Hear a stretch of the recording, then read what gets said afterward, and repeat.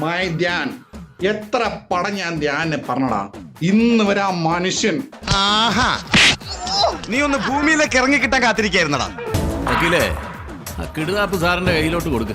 പ്രമുഖ യൂട്യൂബറും സിനിമാ റിവ്യൂവറുമായ അശ്വന്ത് കോക്കിനെതിരെ പരാതി. Secret of Kalinga എന്ന ധ്യാൻ ശ്രീനിവാസന്റെ ഏറ്റവും ഒടുവിൽ റിലീസായ ചിത്രത്തിനെതിരെ നെഗറ്റീവ് റിവ്യൂ അശ്വന്ത് കോക്ക് പറയുന്ന ഒരു സാഹചര്യം ഉണ്ടായി. മൈ ധ്യാൻ, ഇങ്ങനെ ഒരു ട്രാഫിക് ജാം ഞാൻ ഒരിക്കലും പ്രതീക്ഷിച്ചതല്ല. ഒരിക്കലും.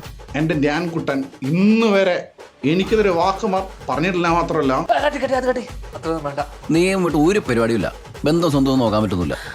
സിനിമയെയും അതിൽ അഭിനയിച്ച സ്ത്രീ താരങ്ങളെയും അശ്വന്ത് കോക്ക് വ്യക്തിപരമായി അധിക്ഷേപിച്ചെന്നാണ് നിർമ്മാതാക്കളുടെ പ്രധാന ആരോപണം. അത് കണ്ടപ്പോ സഹിക്കാൻ പറ്റില്ല, അതുകൊണ്ട് പറഞ്ഞു. മോശം റിവ്യൂയിലൂടെ സിനിമയ്ക്ക് കോടികളുടെ നഷ്ടമാണ് ഒറ്റ വീഡിയോ കൊണ്ട് വരുത്തിവെച്ചതെന്നും പരാതിയിൽ വ്യക്തമാക്കുന്നുണ്ട്. അനീതി എവിടെ കണ്ടാലും ഞാൻ എതിർക്കും. ആരായാലും സത്യം ഞാൻ മുഖത്ത് നോക്കി പറയും, അതിനെനിക്കൊരു മടിയില്ല. എടാ ധ്യാനെ പോലെ രാവണ നീ 10 അല്ലടാ 100 ജന്മം ജനിച്ച നീ പറ്റില്ല. പറ്റിപ്പോയടാ. വേണ്ട വേണ്ട, നീ പലതവണ പറഞ്ഞതാ, കേട്ടില്ല. ആളുകൾ തന്റെ സിനിമ കാണാതെ വരുന്ന ഒരു അവസ്ഥ ഒറ്റ വീഡിയോ കാരണം അശ്വന്ത് കോക്ക് സൃഷ്ടിക്കുന്ന ഒരു പരാതിയിലേക്ക് വന്നിട്ടുണ്ട്. എന്നെ വിശ്വാസമില്ല, തീരെ ഇല്ല. അതുകൊണ്ടാണല്ലോ ഞാൻ പറഞ്ഞത്. ഇതിന് മുമ്പും പല സിനിമകളും ഇപ്പൊ ഏറ്റവും ഒടുവിൽ മാധവ് സുരേഷ് നായകനായ അങ്കമട്ട ഉൾപ്പെടെ അശ്വന്ത് കോക്ക് രംഗത്ത് വരുന്ന ഒരു സാഹചര്യം ഉണ്ടായി.